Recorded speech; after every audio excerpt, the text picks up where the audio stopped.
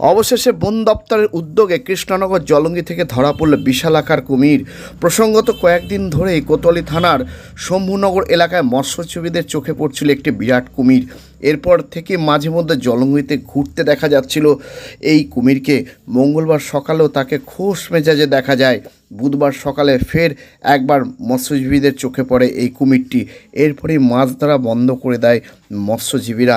গোটা এলাকায় ছড়িয়ে পড়ে আতঙ্ক। কিছুদিন ধরে জলঙ্গিতে এভাবে একটি কুমির দেখা গেল, বন দপ্তরের কোনো ভূমিকা নিচ্ছে না বলে সাধারণ মানুষের অভিযোগ রয়েছে।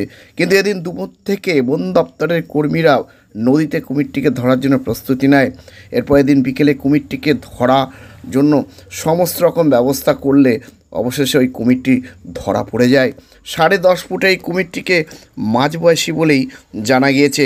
বন দপ্তরের কর্মীরা বাঁধা অবস্থায় কুমিরটিকে কৃষ্ণনগর বন দপ্তরের অফিসে নিয়ে আসে। আর এ নিয়ে আজকাল আগামী বিশেষ প্রতিবেদন। অবশেষে জলঙ্গি থেকে ধরা পড়ল 10.5 ফুটের কুমির।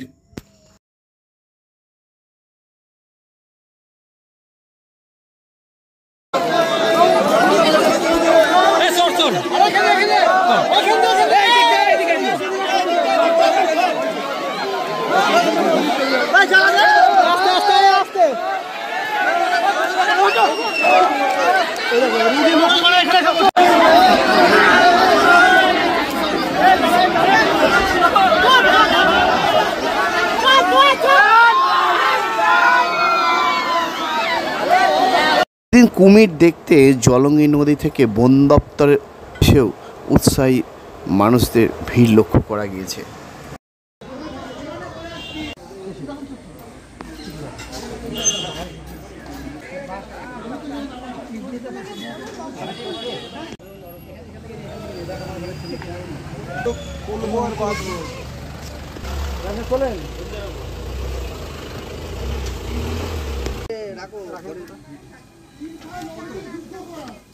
পাসপোর্ট হবে